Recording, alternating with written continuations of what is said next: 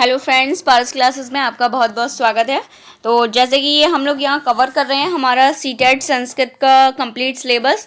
तो यहाँ जो मैं क्लास कराने वाली हूँ इसमें हम लोग बहुत ही कम टाइम में कंप्लीट समास देखेंगे, पूरे समास का टॉपिक। यहाँ सारे इंपॉर्टेंट पॉइंट्स जहाँ से एग्जाम में क्वेश्चन पूछे जाते हैं वो सारी चीज़ें मैंने यहाँ कवर की हैं। चलिए वीडियो स्टार्ट करेंगे, ठीक है। तो डेफिनेटली वीडियो हेल्पफुल होगी, वीडियो इंपॉर्टेंट होगी, सारा कॉन्सेप्ट इसी वीडियो में आपको मिल जाएगा। कहीं और से समास आपको देखने की बिल्कुल भी नीड नहीं होगी, ठीक है। तो वीडियो को लाइक करेंगे, शेयर करेंगे और चैनल को सब्सक्राइब नहीं किया है तो चैनल को सबसे पहले सब्सक्राइब कर देंगे और बेल आइकन प्रेस करें जिससे कि टाइम पर नोटिफिकेशन आप लोगों को मिलती रहे, ठीक है। चलिए शुरू करेंगे हम अपना आज का टॉपिक।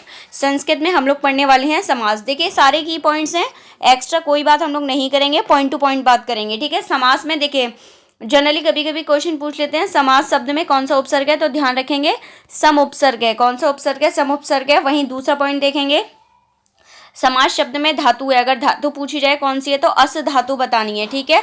अस धातु शामिल है। और वहीं अगर पूछा जाए कि समास शब्द में कौन सा प्रत्यय है, देखिए उपसर्ग आगे जुड़ा होता है और प्रत्यय जो है वो शब्द के पीछे जुड़ा होता है, ठीक है।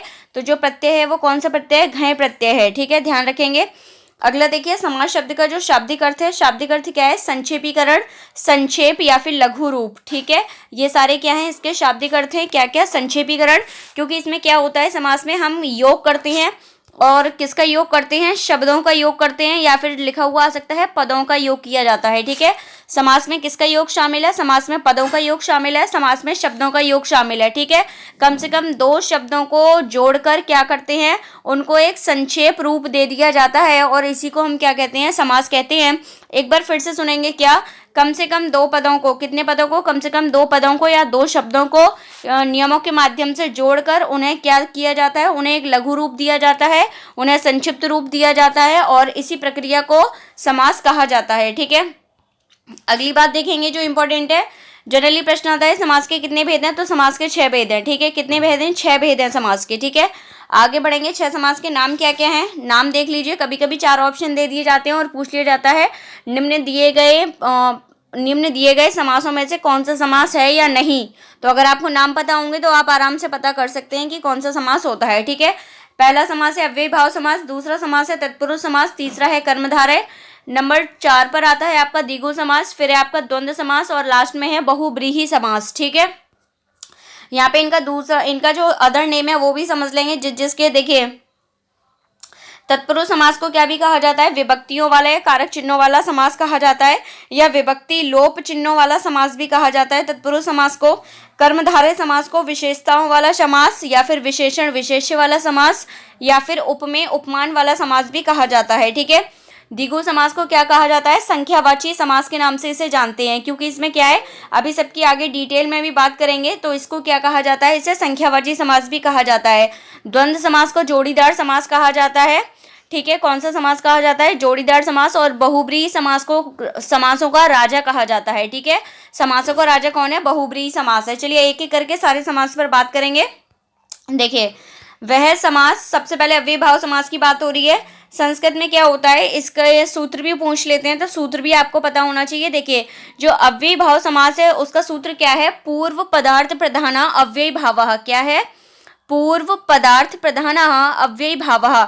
इसका मतलब क्या है? ये समास हमें परिभाषित करता है कि जिस समास में क्या हो? पूर्व पद प्रधान हो। देखिए सारे की पॉइंट यहाँ लिखे हैं, कहीं और से समास पढ़ने की बिल्कुल भी नीड नहीं है। वीडियो को लाइक करेंगे, शेयर करेंगे और चैनल को जरूर सब्सक्राइब करें, क्योंकि आपको ऐसे ही इंपॉर्टेंट कंटेंट यहाँ डेली मिलता है, ठीक है। देखिए अव्ययी भाव समास में कौन सा पद प्रधान है, या फिर पूछ लिया जाए कौन सा पद श्रेष्ठ है, तो पूर्व पद ही प्रधान है, पूर्व पद ही श्रेष्ठ है, पूर्व पद ही मुख्य है, ठीक है। उत्तर पद कैसा होता है? उत्तर पद गौण या सामान्य होता है, ठीक है। इसके पूर्व पद में क्या आता है? इसके पूर्व पद में या तो कोई अव्यय शब्द आएगा, या कोई उपसर्ग आ सकता है, या कोई अविकारी शब्द आता है। क्या आता है? अविकारी शब्द। यानी कि वह कौन सा समास है जिसके पूर्व पद में अव्यय जुड़ा हो, या अविकारी शब्द जुड़ा हो, या कोई उपसर्ग जुड़ा हो, तो अव्ययी भाव समास है, ठीक है। सारी बातें क्लियर हैं। अब कौन कौन से भाई उपसर्ग जुड़े आ सकते हैं, ये ट्रिक समझ लीजिए कि जिस समास के पूर्व पद में निम्नलिखित दिए गए उपसर्गों में से अगर कोई भी उपसर्ग जुड़ा आया है तो निश्चित रूप से उसमें अव्ययी भाव समास है, कोई और समास नहीं होगा। कौन कौन से उपसर्ग हैं देख लीजिए। वैसे संस्कृत में 22 उपसर्ग हैं, ठीक है। मैंने ट्रिक से 12 के 12 याद कराए हैं। वो ट्रिक क्या है? अपन देसी। यानी कि ये सारे उपसर्ग लिखे हैं, ये आपको याद रखने हैं। उप है, यथा है, अनु है, अधि है, आ है, सु है, सम है, अति है, अभि है, प्र, पर, निस, दुर, इति, अपि, उप आदि अगर ये किसी भी सामासिक पद के शुरू में ही जुड़े हुए आए हैं, इसका मतलब वहां कौन सा समास है, इसका मतलब वहां अव्यय भाव समास है। अव्यय भाव समास को पहचानने की एक तरीके से क्या है, ट्रिक है, ठीक है। कुछ उदाहरण यहाँ मैंने लिख के दिए हैं, देख सकते हैं। यथाशक्ति, यथावल, प्रत्येकम, अनुगुणम, इति, विष्णु, अधि, हरि, ठीक है। ये सब आपकी क्या है, अव्यय भाव समास के उदाहरण हैं। चलिए अगले समास की चर्चा करेंगे। अगला समास है आपका तत्पुरुष समास। कौन सा समास है, तत्पुरुष समास, जिसे हम कौन सा समास भी कहते हैं, जिसे हम विभक्ति चिन्हों वाले या कारक चिन्हों वाला समास भी कहते हैं, ठीक है। इसका सूत्र क्या है, इसका सूत्र भी समझ लीजिए। उत्तर पदार्थ प्रधाना तत्पुरुषः, क्या ध्यान रखना है, उत्तर पदार्थ प्रधानः। उत्तर का मतलब होता है बाद वाला अर्थात दूसरा, यानी कि क्या परिभाषा हुई, जिस समास का उत्तर पद क्या हो, प्रधान हो, मुख्य हो, श्रेष्ठ हो, वो समास कौन सा है, वो समास तत्पुरुष समास है, ठीक है। देखिए, और इसमें दूसरा पॉइंट जो याद रखना है, जहां से क्वेश्चन बनता है कि इसके कौन से पद में जो है वो विभक्ति चिन्हों का लोप रहता है या कारक चिन्हों का लोप रहता है, तो ध्यान रखेंगे पूर्व पद में, तत्पुरुष समास के पूर्व पद में विभक्ति चिन्हों का लोप पाया जाता है और उत्तर पद मुख्य होता है या श्रेष्ठ होता है या प्रधान होता है, कुछ भी कह सकते हैं, ठीक है। अगला देखेंगे, देखिए संस्कृत में क्या है, जो तत्पुरुष समास है उसके 6 उपभेद हैं या 6 प्रकार हैं। तत्पुरुष समास के कितने भेद बताए गए हैं, 6 भेद बताए गए हैं, ठीक है। यहाँ देखिए 6 के 6 के नाम लिखे हैं, जो हैं दोनों नाम लिखे हैं, ठीक है। इन्हें इनके कारकों के नाम से भी जाना जाता है और इन्हें इनकी विभक्ति के नाम से जाना जाता है। कौन से हैं वो 6 प्रकार, द्वितीय तत्पुरुष, तृतीय तत्पुरुष, चतुर्थी तत्पुरुष, पंचमी तत्पुरुष, षष्ठी तत्पुरुष और सप्तमी तत्पुरुष। यानी द्वितीय विभक्ति से शुरू होते हैं, सप्तमी विभक्ति तक जाते हैं। और अगर कारकों के नाम पर तत्पुरुष समास का नाम देखें तो क्या हो जाता है, कर्म तत्पुरुष समास, करण तत्पुरुष समास, संप्रदान तत्पुरुष समास, अपादान तत्पुरुष समास, संबंध तत्पुरुष समास और अधिकरण तत्पुरुष समास, ठीक है। लास्ट वन क्या है, अधिकरण तत्पुरुष समास।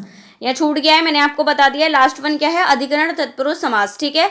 अब कैसे पता चलता है कि कहाँ कौन सी विभक्ति वाला समास है, तो जिस भी उदाहरण में जो विभक्ति चिन्ह और कारक चिन्ह का लोप पाया जाता है, वहाँ उसी विभक्ति या कारक वाला क्या होता है, समास का प्रकार पाया जाता है। जैसे कि सबके सामने उनके उदाहरण लिखे हैं। द्वितीय तत्पुरुष का क्या है, भयापन्नः, कूपपतितः, ग्राम गतः, गांव को गया हुआ, ठीक है। भय को प्राप्त, कुएं में गिरा हुआ, सब में क्या है, द्वितीय तत्पुरुष है। अगला देखेंगे, धनहीन, नख भिन्नः, पाद खंजः, अर्थात जब शरीर के किसी अंग में क्या हो, विकार बताया जाए, तो और किसी चीज का, किसी दूसरी चीज का क्या बताया जाए, माध्यम या साधन का प्रयोग बताया जाए, तो वहां भी कौन सा होता है, वहां तृतीय तत्पुरुष समास या करण तत्पुरुष समास होता है, ठीक है।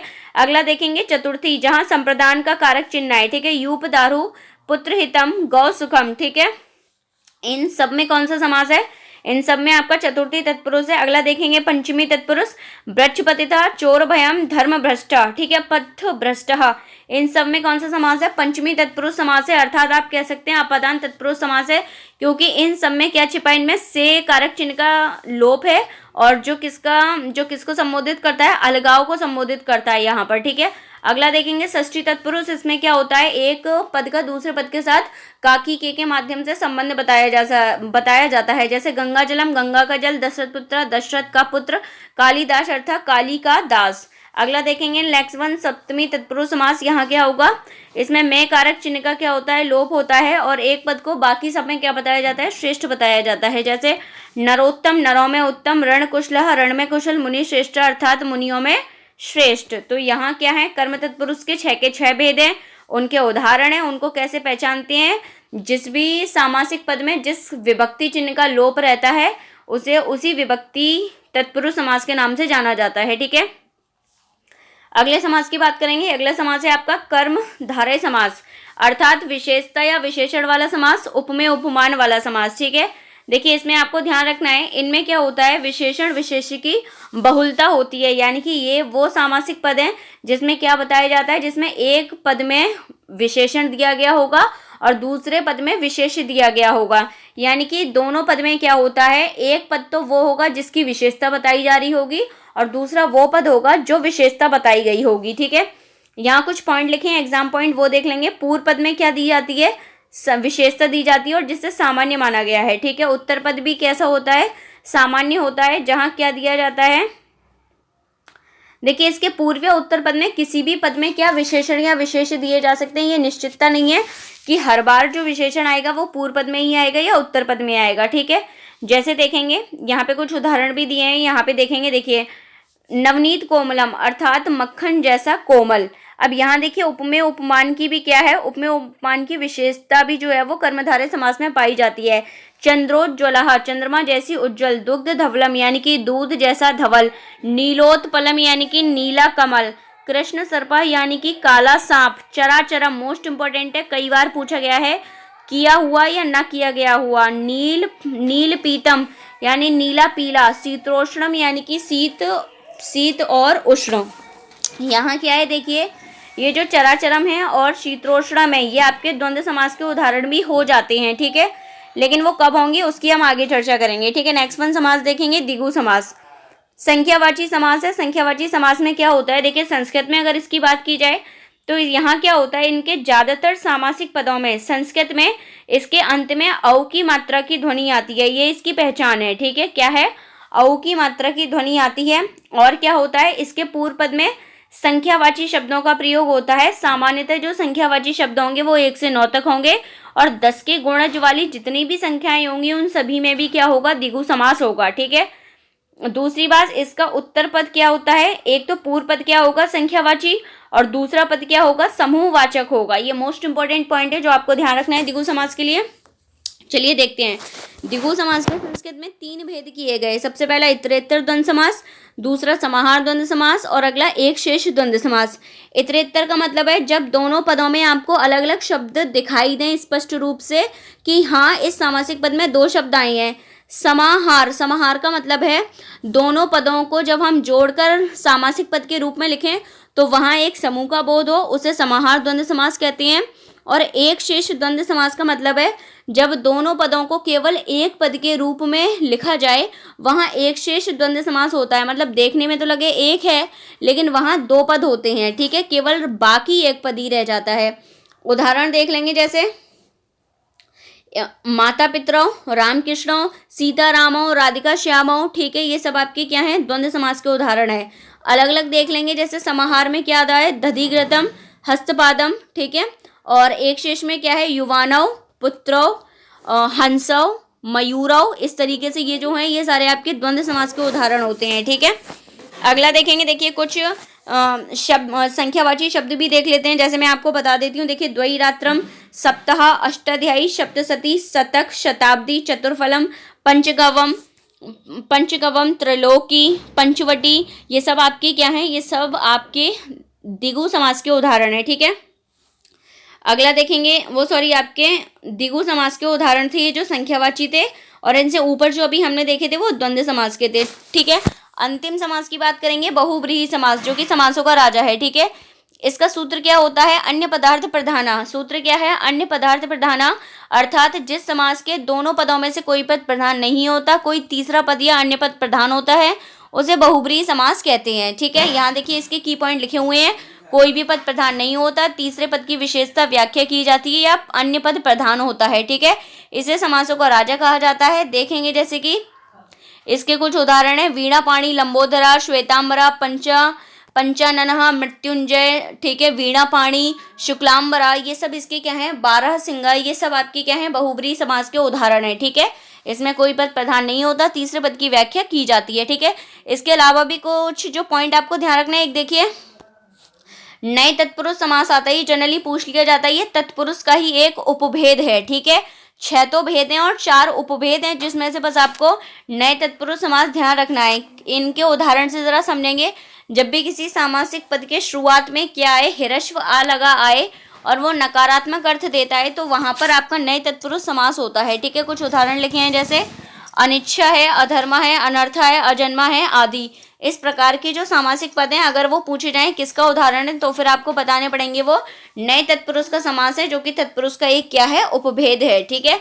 बाकी अगर बाई चांस अगर प्रश्न आ जाए कर्मधारय समास के कितने भेद हैं, तो कर्मधारय के भी आपके 4 भेद होते हैं, ठीक है। नाम ही लिखे हैं, आप लोग देख सकते हैं। बाकी इतना डिटेल आपसे आएगा नहीं, जितने भी आपके समास से लेकर की पॉइंट्स हैं जितने भी आते हैं वो यहाँ सारा मैंने आपको बता दिया है। डेफिनेटली वीडियो बहुत ही हेल्पफुल है, बहुत ही इंपॉर्टेंट है। तो वीडियो को लाइक करेंगे, शेयर करेंगे और कमेंट करके बताएंगे कि वीडियो आपको कैसी लगी। बाकी अगर आपका कोई क्वेश्चन हो तो वो भी आप कमेंट बॉक्स में लिखकर बता सकते हैं, ठीक है। Thank you so much.